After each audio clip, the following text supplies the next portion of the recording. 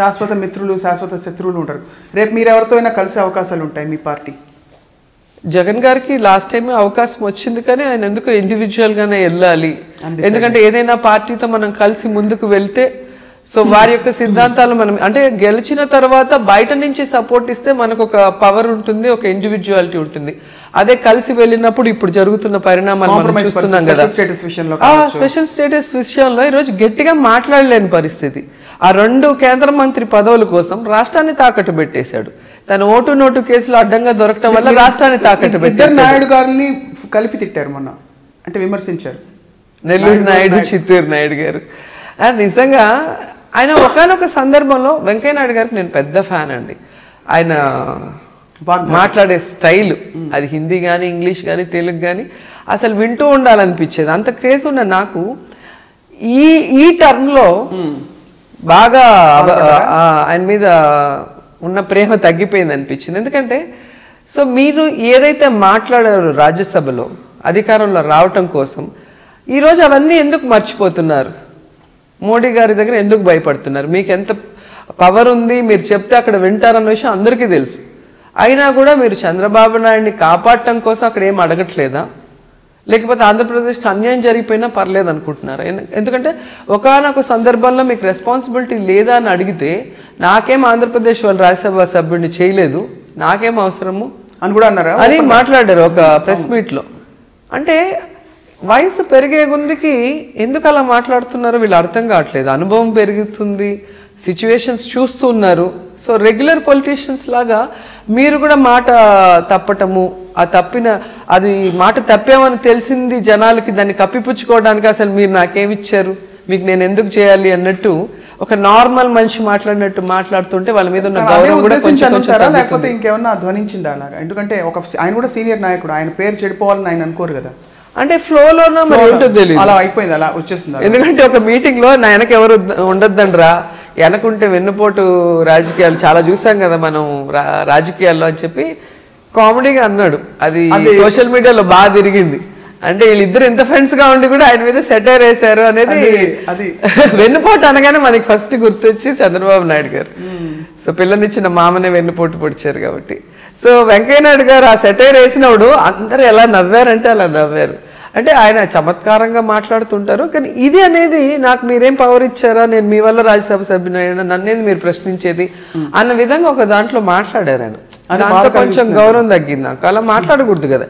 నువ్వు ఇక్కడ పుట్టావు, ఈ రోజు నీకు ఇచ్చినా ఇవ్వకపోయినా కూడా నువ్వు ఇక్కడ పుట్టావు, ఇక్కడ పెరిగావు రాజకీయాల్లో, ఈ ఏపీ స్టేట్ నీకు ఎప్పుడు సపోర్టివ్గా ఉంటుంది. అలాంటప్పుడు ఇంత కష్టాల్లో ఉన్న ఏపీకి నువ్వు మంచి చేస్తే జీవితాంతం నువ్వు దేవుడిగా మిగిలిపోతావు కదా. ఈరోజు నువ్వు రాజ్యసభ ఇక్కడి నుంచి కాలేదు అంటే ఇక్కడి నుంచి అవ్వద్దని ఎవరు చెప్పలేదు కదా, ఏపీ ప్రజలు ఏం చెప్పలేదు కదా. సో అదొక్కటి ఆయన మీద నాకు కొంచెం బాధ ఉంది వెంకయ్య నాయుడు. అందుకే అంత తీవ్రంగా విమర్శించారు మొన్నటి ప్రెస్ మీట్ గురించి చెప్తున్నాను. దాంట్లో వెంకయ్య నాయుడు నేనేమనలేదు. ఈయన చంద్రబాబు నాయుడు గారు అవకాశం ఉంటే నేను వెంకయ్య నాయుడు అక్కడ పుడతామన్నారు. నేను భువనేశ్వరి పుడతామంటలేదు, నేను లోకేష్ పుడతామంటలేదు, నేను వాళ్ళ అమ్మన్నమ్మ అంటలేదు, వాళ్ళ నాన్న హర్జప్ నాయుడు పేరు చెప్పడు, సో వాళ్ళ కుప్పం పేరు చెప్పడు. వెంకయ్య నాయుడు పేరు ఎందుకు వస్తుంది? వీళ్ళిద్దరి మధ్య ఉన్న అవిభక్త కళల సంబంధం ఏంటి అని నేను అడిగాను. అంటే ఇక్కడ స్పెషల్ స్టేటస్ ఇష్యూలో కానీ ఓటుకు నోటు కేసులో ఎలాగైతే వీళ్ళు చేశారో అక్కడ కూడా అలాగే చేయడానికి ఒక తోడు కావాలన్నా ఎందుకు వెంకయ్య నాయుడు పేరు వస్తుంది అనేది.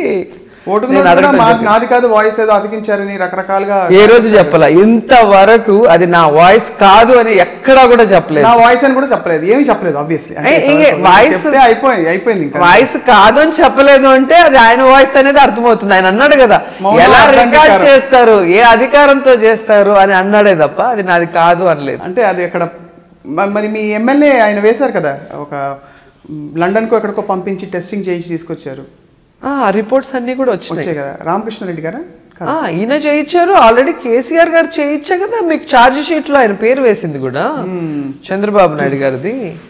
అసలు ఈయన ఇక్కడ ఆయన అక్కడ ఇద్దరు స్టేట్మెంట్ల మీద స్టేట్మెంట్లు కదా అప్పుడు, సిబిఎన్ గారు కానీ కేసీఆర్ గారు కానీ ఏ విధంగా ఒకరి మీద ఒకరు నీ అంతు చూస్తా అంటే నీ అంతు చూస్తానని చెప్పి నన్ను తాకితే నీ గవర్నమెంట్ పడిపోతుందని వాళ్ళిద్దరు చూసుకుంటున్నప్పుడు మీరెందుకు మళ్ళీ ఉత్సాహంగా పైకి వచ్చారు తెర మీద? అంటే ప్రజాస్వామ్యంలో జరగకూడదనా మీరంటే మీ పార్టీ? ఖచ్చితంగా కదండి. ఈరోజు న్యాయ వ్యవస్థ మీద మనకున్న గౌరవం తగ్గకూడదు. ప్రజలకి పోలీస్ వ్యవస్థ మీద భయం ఉండాలి, న్యాయ వ్యవస్థ మీద గౌరవం ఉండాలి. సో ఆ ఇష్యూ ఒకవేళ ఈ ఇద్దరు సీఎంలు వెంకయ్యనాయుడు లేదా కేంద్ర ప్రభుత్వము సర్దుబాటు చేసినా కూడా న్యాయ వ్యవస్థ ఊరికే ఉండకూడదు కదా. ఇంత పెద్ద తప్పు చేసినప్పుడు రాంగ్ ఎగ్జాంపుల్ అది సీఎం అయినా పిఎం అయినా ఎవరైనా తప్పే అనేది చెప్పినప్పుడే ఒక కామన్ పీపుల్ కి న్యాయ వ్యవస్థ మీద గౌరవం ఉంటుంది. సో అది మళ్ళీ కూడా గుర్తు చేయడానికి అది వేయటం జరిగింది. ఇక్కడ గ్లామరు, ఇక్కడ రాజకీయాల్లో గ్రామరు, ఈ రెండు మెయింటైన్ చేస్తూ మీరు ఈ షాపింగ్లు, చీరలు, కాస్ట్యూమ్స్ తీసి పెట్టుకోవడాలు, అంటే ఇలాంటి చిన్న విషయాలు కూడా మీరు పట్టించుకోక తప్పదు. బికాస్ తెర మీద కనిపించాలి. ఎందుకంటే ఫస్ట్ నుంచి కూడా నాకు హెయిర్ స్టైల్స్, కాస్ట్యూమ్స్, జ్యువెలరీ మీద బాగా కాన్సన్ట్రేట్ చేస్తాను. ఎందుకంటే ఇప్పుడు ఈ ఇంటర్వ్యూ చూసినా కూడా పొలిటికల్ గా మగవాళ్ళు మనం ఏం మాట్లాడామని చూస్తారు, ఆడవాళ్ళు మనం ఏం చీర కట్టుకున్నామని చూస్తారు. సో యూత్ ఎలా ఉన్నారు, అందంగా ఉన్నారా లేదా అన్నది చూస్తారు. సో అందరినీ మనం సాటిస్ఫై చేయాలి అంటే గ్లామర్ ఉండాలి.